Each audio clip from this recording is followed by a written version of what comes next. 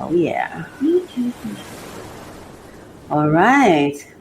So today, the trending topic that I want to have a conversation or react, I want to react to.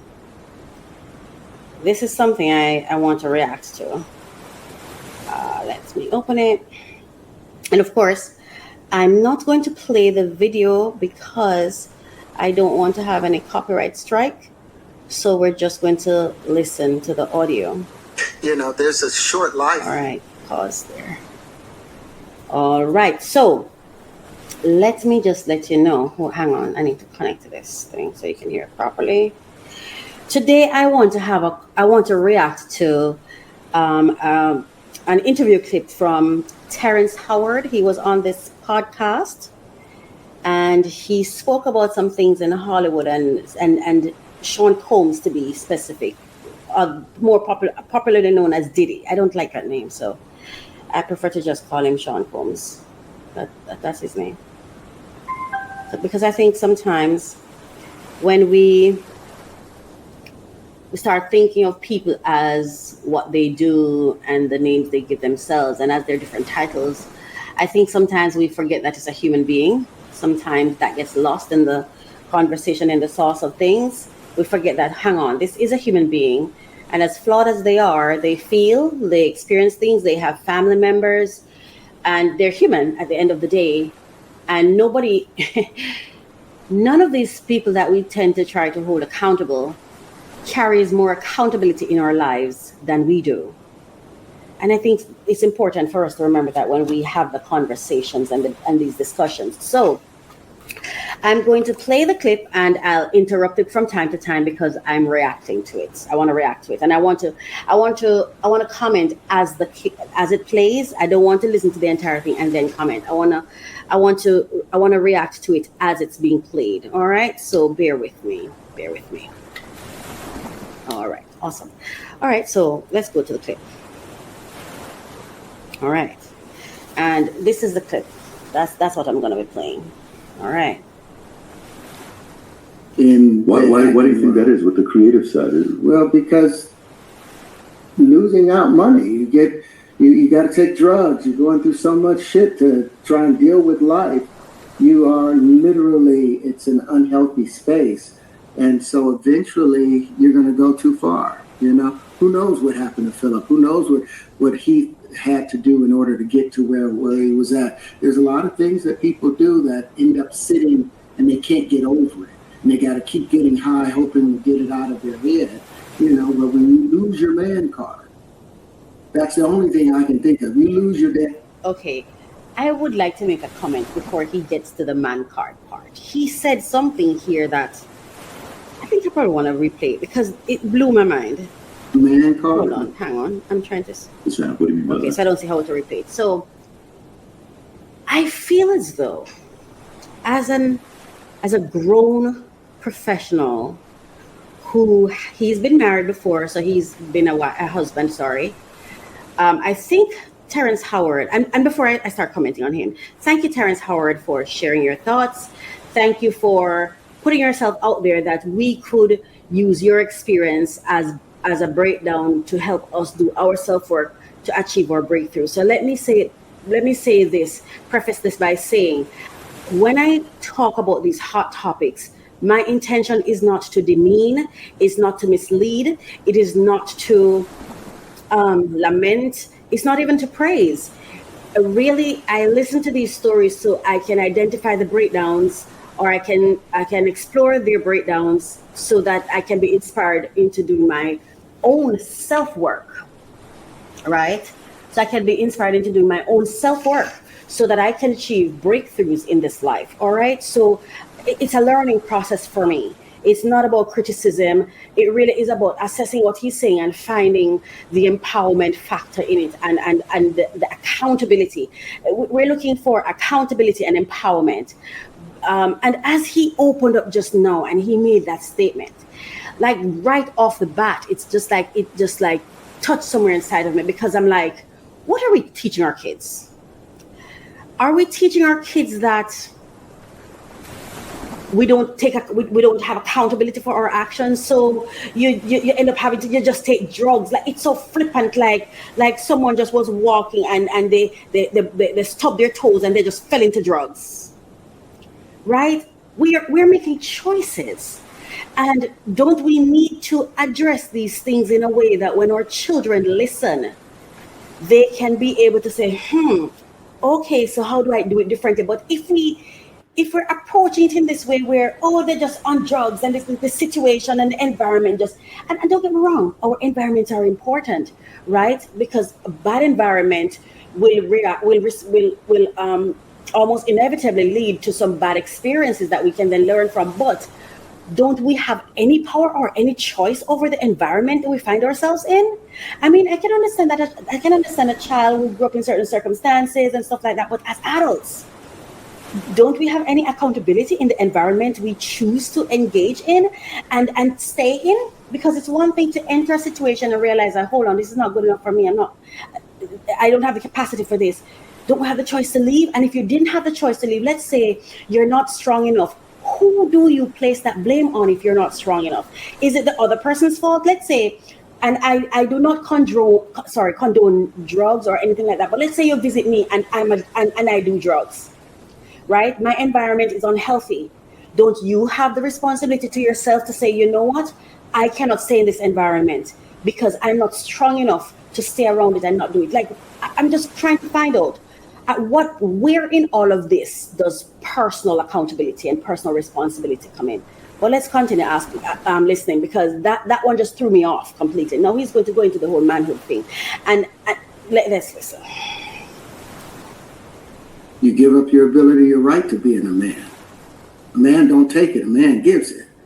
So when you give up that man card, you don't get that back. Are you saying what I think you're saying? I'm saying what I'm saying. You don't get that back. You come into this world as a man one time. You give up that right for anything, for fear of being hurt, fear of somebody doing something, for wanting to gain something. When you give up that man card right, you lose some spiritual energy that has always been pushing through. Like if a woman gives up her womanly right of being a mother and taking care of her family and do all those things. When you give up those things, but when you give up your manhood, I've never seen somebody recover from it. That was all the people that went to the puffy party. That was all the people that did all those things thinking that there was never going to be a consequence for what they were doing. Let us pause right there. That statement to me is so loaded, and in some respects, totally agree with him on some of what he just said about when you compromise, make compromises on who you are intrinsically, then absolutely it is, you can lose yourself and it can be very difficult to get yourself back. But man, when he get to that statement and he said all those people that went to the parties and all those people, no, he just made a blanket statement about a wide variety of people that I don't think is fair. How fair is that? That's not fair. What he just said isn't fair. I'm sure there were people who went to the party because they went to an event that were probably linked to their business. I'm sure there were persons who went in innocent and came out a victim. I'm sure there are persons who, like, to make such a blanket statement without providing any evidence or any records or statistics to support what he is saying. So are you trying to tell me that every single person who has ever gone to a party that Sean Combs has ever hosted went down the drain?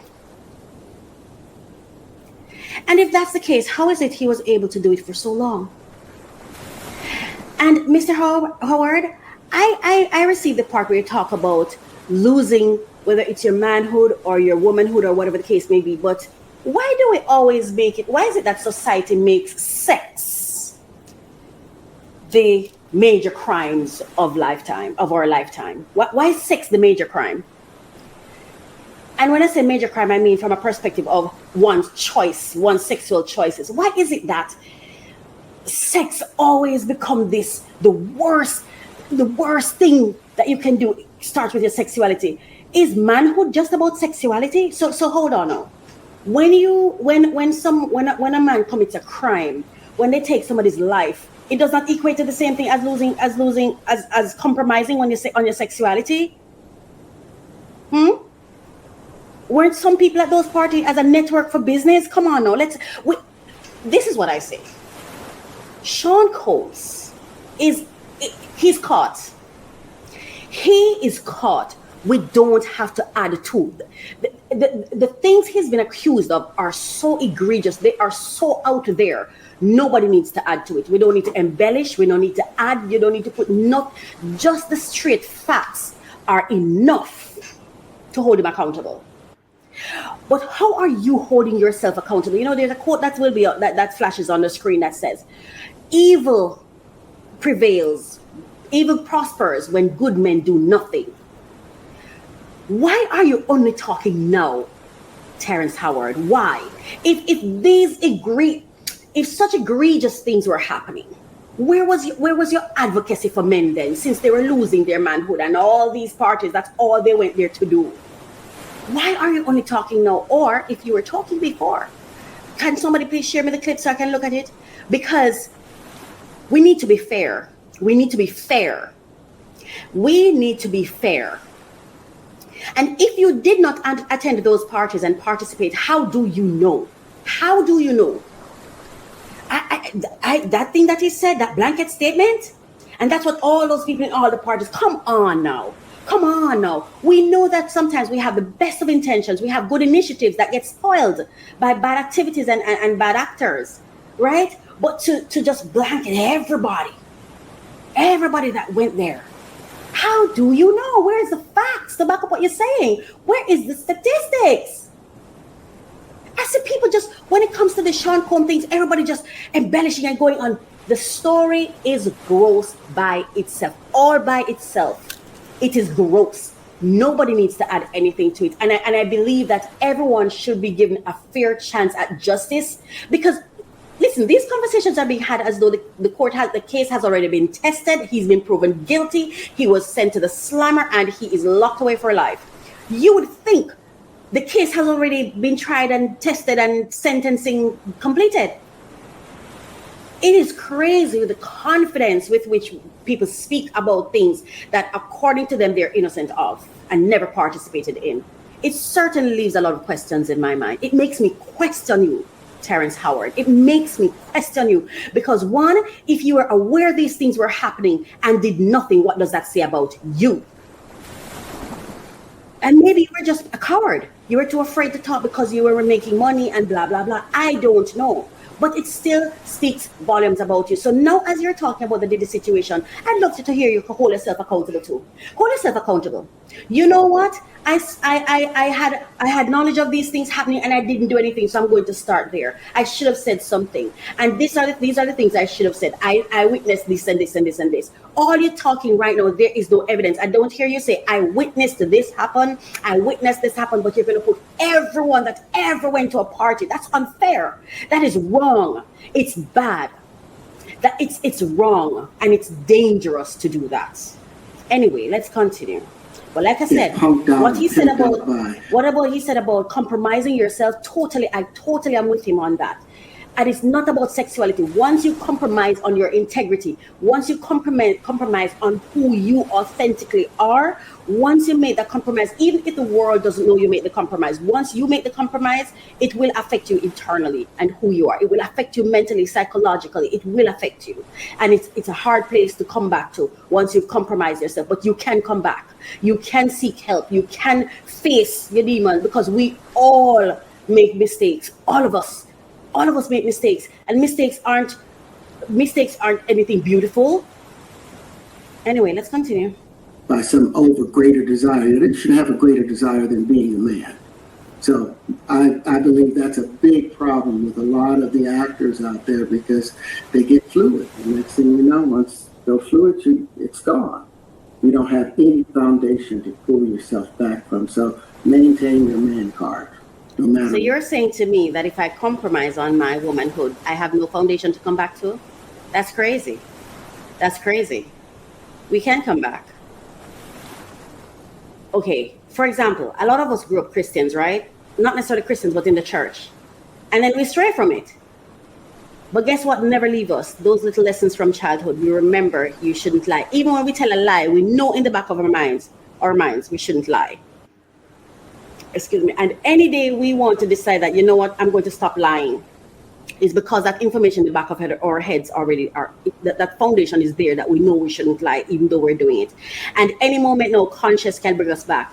God can bring us back. Our own information in our heads can bring us back because we have that foundation. He speaks in such a loose way, I think. And that's what throws me off. I feel like he has something to say.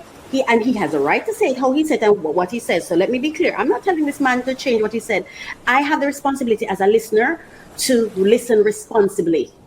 I cannot tell him what to say. He's presenting it the best way he knows how. But I'm just saying, it is so loose to me that I cannot take too much of what he says too seriously, because he speaks with such broad brushing. He just so hyperbole, such exaggeration, in my opinion. I feel like it's just very exaggerated and out there. But Man, I mean, you know, one of the things you've So, seen, like, we went to a whole different place. He didn't know that's where we were going. No, I get it. So you see some guys struggling with that. You see Bieber struggling with that. You see some of these guys struggling with that. they can't get it out. We see Bieber struggling with that. We see, hang on. Did Justin Bieber come out here and say, hey, I'm a victim? This happened to me? When did he do that? Or are we looking on to people and making assumptions about their lives and the decisions they're making? I feel like this whole Sean Combs thing, people are looking at, it's like they're just grabbing victims from everywhere and come and say, come say you're a victim of Diddy, you're a victim of Diddy, you're a victim of Diddy. And maybe they are. But are we now in an era where evidence doesn't matter? Are we now in an era where, because one says it, it's just okay to just say anything about anybody, every time, everywhere, and you don't have to prove it, you don't have to have any evidence? I've been hearing people trying to make Justin Bieber a victim, and I'm not saying he isn't, but I'm yet to hear him come up and say, I was a victim. And if he were a victim, where were his parents, his family members? Where's the personal responsibility and the responsibility and accountability of those persons who were in charge of people? It's crazy. It's crazy. They're here. They can't get And let me be clear, I'm not here to advocate for Sean Combs, but I think this is problematic because this could happen to your child. You may not have a wealthy child right now, but what happens if tomorrow your child wins a competition and become a multimillionaire? And this happens to them. What would you do? You see, we set precedents with these conversations that we have. We are making history. This clip is going to be here for a very, very long time. And there's some people who are just going to grab what he says and run with it. Look into the comments. Like, people are like, yes, he's an actor, he's speaking out, yes. But nobody cares if what he's saying is actually true. Nobody cares? Or rather, how many care whether or not what he's saying is actually facts? It's crazy. out of their head. It's crazy. Things that they did, no matter how they did it, whether they were drunk or high or whatever, you gave up your man card. Personal choice. You need therapy. I agree with that. That's the thing that hurts them the most, and so they end up Therapy. Everybody needs therapy, not just people who have sexual issues or who suffer from sexual problems or issues or challenges.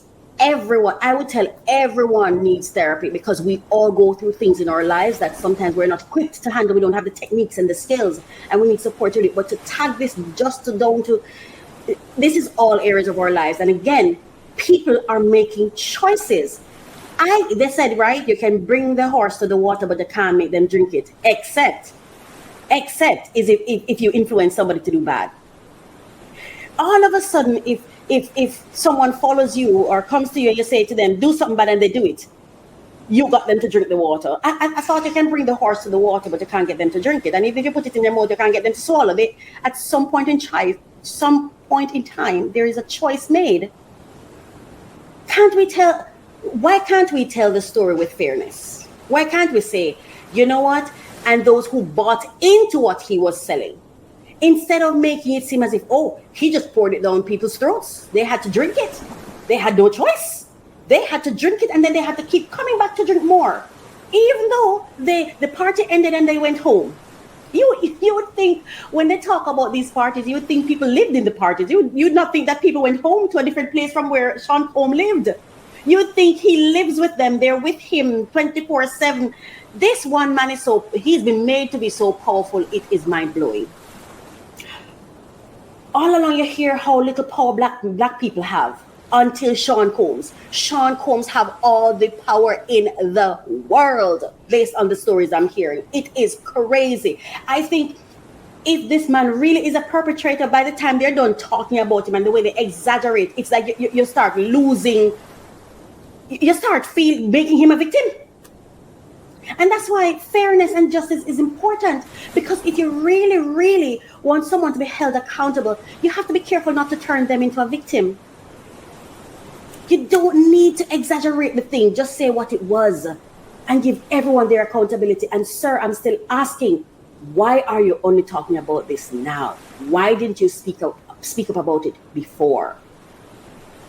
On drugs, end up every way to try and get rid of any principles there are, and that's what the business does. And the women that trade their bodies to go and get the role, they get to the point where they have their Oscar, they have their money, but they don't have their dream, they don't have the soul that they started with. So it's like achieving don't mean anything. If I get all the Nobel Prizes from doing all of this, but in the process I have to trade out all of my integrity to do it, so that they can stay in place. What benefit is that if I lose my integrity? You got to go in as a principal. And that's absolute fact what you just said. If you trade your integrity, you'll suffer the consequence. And that is personal accountability. Straight facts, he just said. In any arena, even if it's just at home, even if it is at church, even if it is at school, even if it's just along the side of the road with a friend, you're having a conversation, once you compromise on your integrity, and it's not just sexual activities or freaky freak shows or freak parties that will take where you can compromise your integrity. Just sitting right here speaking with you, if I sit here and I just lie, I'm compromising my integrity. When you're having conversations with your friends and you're gossiping about people's lives and you're busy telling lie and blah, blah, blah, you're compromising your integrity. So I like that he's raising this, because absolutely it comes up on such a topic. And as I heard the man said, he didn't even know that's the direction he was going to go into. So I don't even know what was the conversation meant to be about. You know what I mean? But anyway, we're going to continue. But I agree with him. Once you compromise, that's what I'm saying. It shouldn't be, I don't think it's necessarily about manhood, because there are some persons who can have sex and it does nothing to their integrity because of how they have been socialized. It's not everyone who has sex before marriage feels like it was a sin, so to speak. It's not, everyone does not does not carry our belief system. Everyone does not view life the same way. Everyone has a different story, a different experience, and different compromise apply to different people. So the same compromise does not apply to everybody. But we were brought in here as men. We produce 1,500 sperm per heartbeat for a reason, because the aggression is necessary. You don't trade that, no matter what. Did you ever have the opportunity where you got invited and you said no to it? Hell yeah. What was the consequence Yeah. when you said no? Puppy invited me for weeks, asking me to come and teach him how to, wanted me to be his acting coach for a while. Go there and he's sitting around just looking. I'm like, okay, what's the material you want to work on? He's just looking at it. Then next thing you know, okay, hey, will you help me? I want to hear your music. So I come over there and I play the music. He's sitting there, just looking at it. I'm waiting. Okay.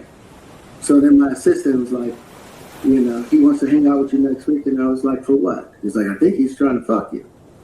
That's what my assistant said. I was like, oh, okay. Now I get it. So now no more communication. Now you know to be hands off with somebody. A number of producers come in and make the approach. And you threaten to punch them in the mouth. Or threaten to knock their head off for talking to you like, or looking at you like you're a woman. You know, when you approach a real man about his masculinity, you're going to get a real reaction back. It's a difference when a guy walks in a room and when a man walks into a room. And a man don't take the same things that a guy will accept. So always be the man in the room. And that's always been my whole thing. And have lost businesses because I don't bend over in that way. I don't compromise. I don't play gay roles.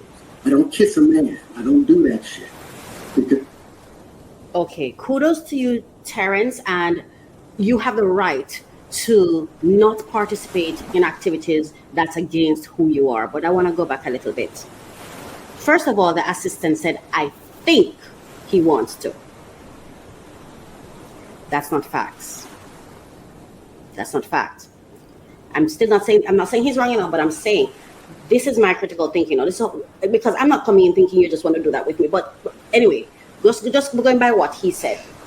To think something isn't fact, that's your perception of a person. And just imagine if gossip was being swirled around about that person already, and you have that in mind, it's going to also further impact your perception. But let's go back a little bit more, even further, where he said, so Puffy, I think is what he referred to him as, the same Sean Combs, Diddy, invited him to come and work with him. First of all, if you're calling me in to coach you, that would be a business move. It would be you're employing me, right? Because now I want to ask you, Terrence, in recalling this story, you did not establish whether or not he hired you. So you're telling me that this man, any man, just call and say, hey, come over and train me how to act. And as a man, you just get up and say, oh yeah, here I am, let's do this. Oh, Terrence, if someone calls me over, I'm an actor, and they call me over, they'd like me to work with them or whatever. First of all, there's going to be some money involved, some exchange. What am I doing this for?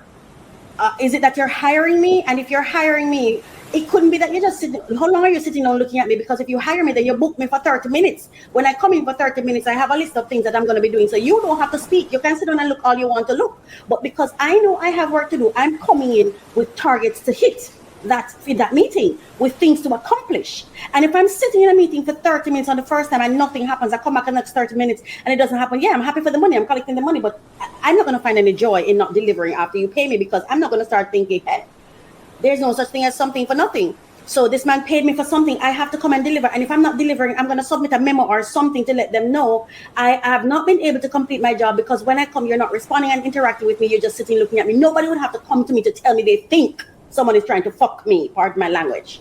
I'm just repeating what he said. No one has to tell me that. I can for myself decipher if someone is lusting after me or if someone is hitting on me. And how did lusting become wanting to fuck? Because I've lust after people that I'm not necessarily thinking of having sex with. I could just be thinking, oh, your eyes are so sexy. Your lips. I could even want to make out with you, and I did not plan on having sex with you. Terrence, you have my mind going all different places. Because what kind of responsible man just gets up and goes over to somebody's house to coach him and then just sit there for hours while he's just looking at you? Or even for minutes, or even just for seconds, and you just sit there and you keep returning and just sit there? Who are you being that he felt comfortable doing that with you? There's just so much to unpack right there. Because if someone was this a professional meeting or not? And if it was professional, why didn't you say so? Why didn't you say he hired me? Because that's not what you said. And if he didn't hire you, then why did you go over there to do work for free? What was the plan when you made an agreement? There are too many questions there for me. And then when you said you lost opportunities and blah, blah, blah, there's some points I had written on here that I wanted to get through on this topic, right? Letting someone know I'm sorry, this is something completely different. Oh, I'm at the wrong place. There's some pointers that I had that I wanted to share. That's all I'm going to share for today. But you can go ahead and you can listen to the clip yourself. Because time and everything. You can go ahead and look at the clip for yourself. But that's what I wanted to share that part. That portion of the clip. But these are the questions I have for Terrence Howard and anybody else who's thinking like him. Can you lose an opportunity you did not create? when he says, oh, because for whatever reason, because he didn't bow or he didn't sell out or he didn't bend over, you lose opportunities. So hang on, how did you know you had an opportunity in the first place? And if I'm offering you an opportunity, don't I determine the stakes? I'm not saying they're right, and I'm not saying that people should use sex to as a means of convincing people to do stuff. But if we're going to address the thing, we need to really fully address it, because a lot of people use a lot of things and a lot of devices and techniques in sales, including sexuality. We keep saying sex sells. Isn't that what we say? Why is it when you have a commercial that has nothing to do with pretty girls, all you're seeing is sexy, naked people? We want to tie this entire sexual culture around Diddy's neck? Listen, I'm not here to advocate for the man. He has his own legal team. But I just feel like it's troubling the way everybody's exaggerating things and tying everything around his neck like there was nothing ever good about this person, but you found yourself in his presence. If there was nothing good about that man, why were you around him in the first place? Why would he be able to call you up to tell you to come over without establishing a business deal where you were paid to come? Where when you get paid, you knew there was an outline, a terms of reference for the job. Mr. Howard, where was the terms of reference for this job you took up? And if you didn't get one, why not? What was your plan? What was in your mind? What were you hoping to achieve by going to some place to work without a terms of reference? I'm just asking.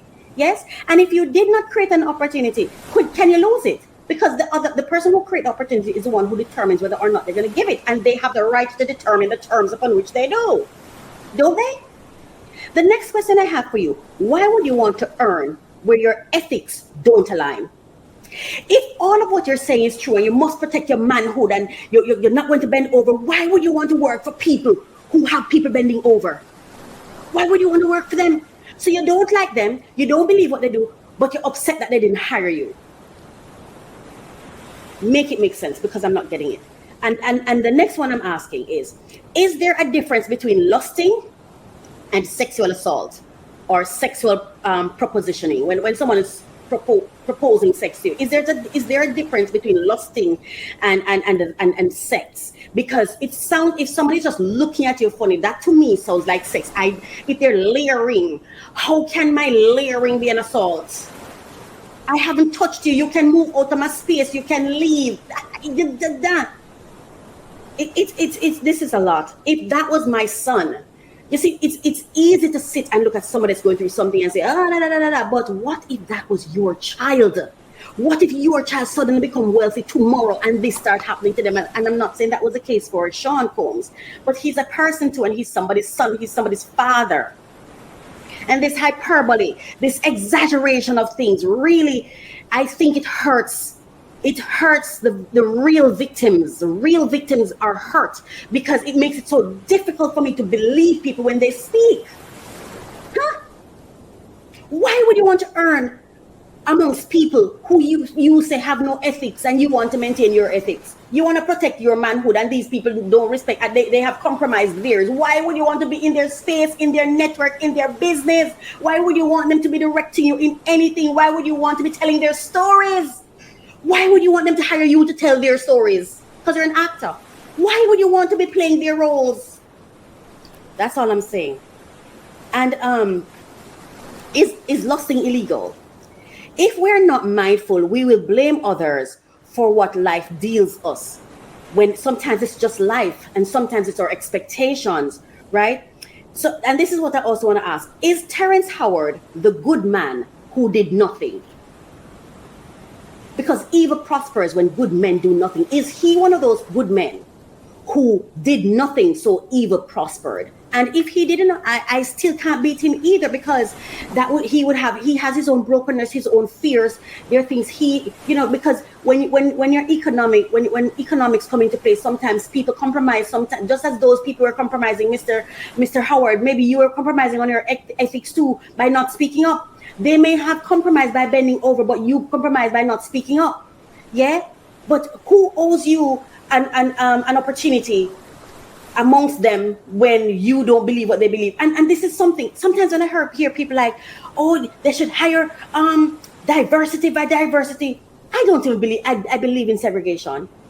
If I am, because, and as not only do I believe in segregation, but we all do, because the entire world that we live in have segregation.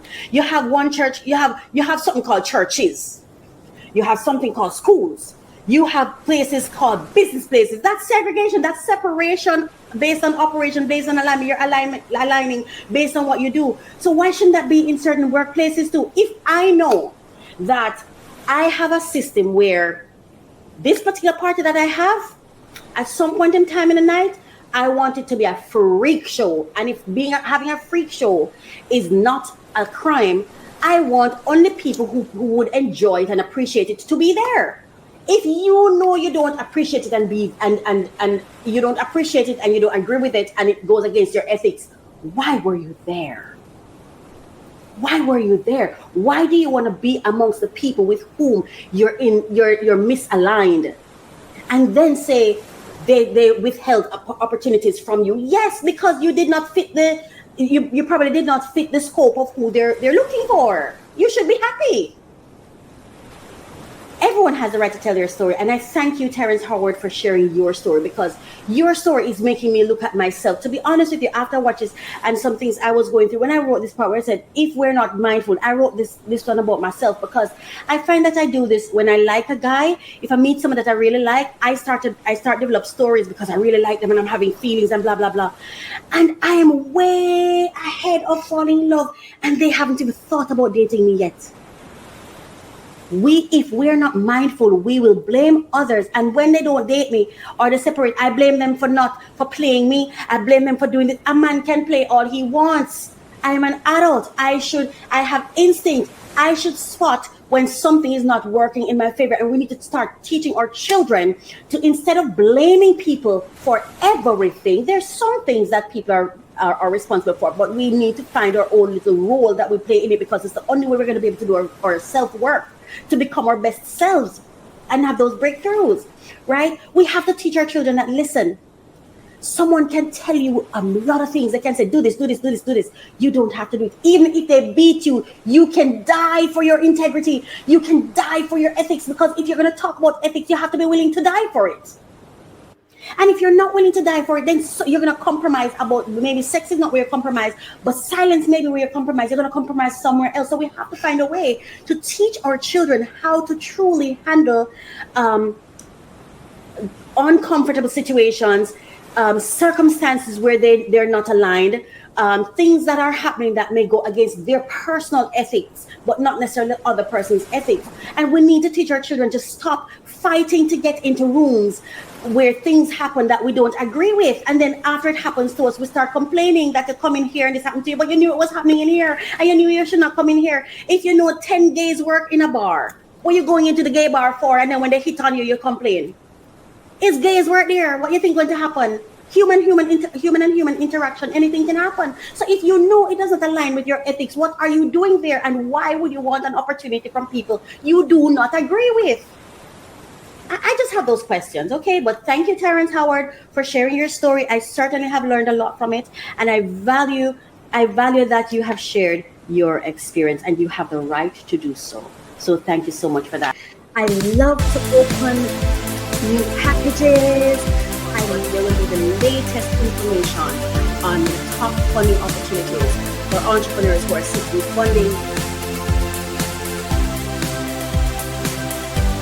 Come along with me and hold for help, and this is a passion project for me, so I'm so happy to bring this to you. Thank you so much for listening. Thank you for watching.